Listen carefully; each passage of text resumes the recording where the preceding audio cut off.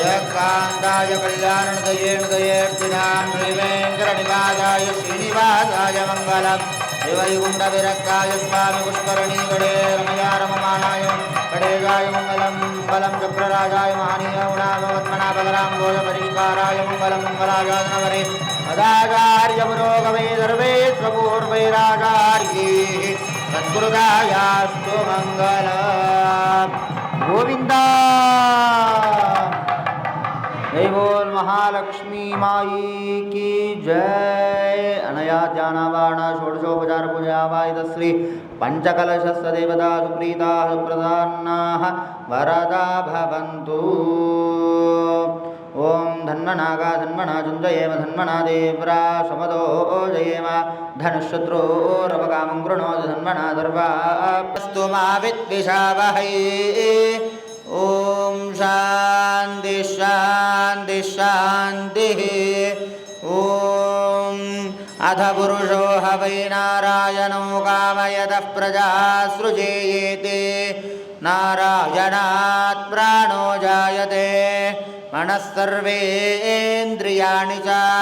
खं वायुर्ज्योतिरापः पृथिवी विश्वस्य धारिणी नारायणात् ब्रह्मा जायते नारायणाद्रुद्रो जायते नारायणादिन्द्रो जायते नारायणात् प्रजापतयः प्रजायन्ते नारायणाद्वादशादित्या रुद्रावतवः सर्वाणि च छन्दागुंसि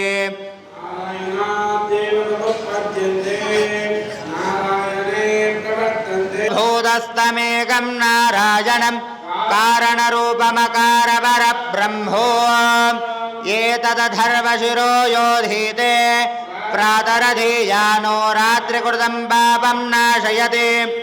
सायमधीयानो दिवसकृतं पापं नाशयति गोविन्द सायं प्रातरधिनोति नारायणसायुज्यमवाप्नोति य एवं वेद इत्युपनिषत् सहनौ भुनक्तु तेजस्विनावधीतमस्तु मा प्रत्यक्षं ब्रह्म वदिष्यामि तापहासूर्वरूपम् आकाशसन्धिः इत्यधिलोकम् अग्निः पूर्वरूपम्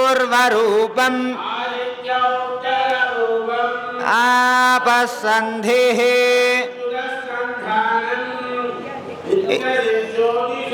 अधाधिविद्यम् अन्देवास्युत्तररूपम् ततो मे श्रियमावह लोभशां पशुभिः सह स्वाहा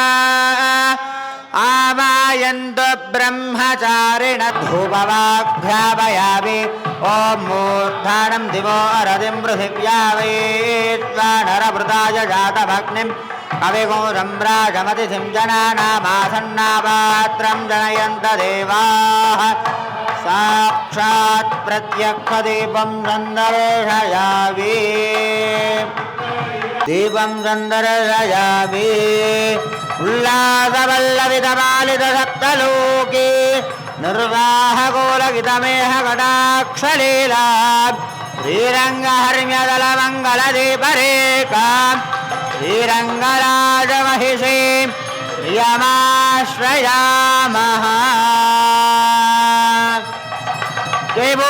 लक्ष्मी कर्तुं देव प्रसीदो मरुडपाल शङ्खधार चक्रधार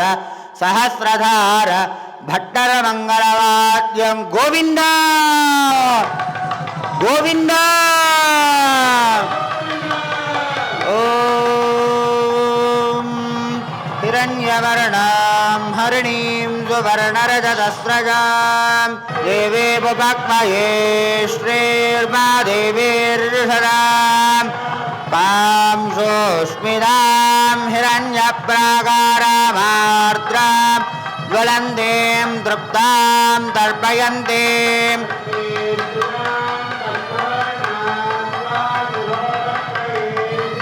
चन्द्रां प्रभासां यशसा ज्वलन्तीं श्रियं लोके देवजुष्टामुदाराम्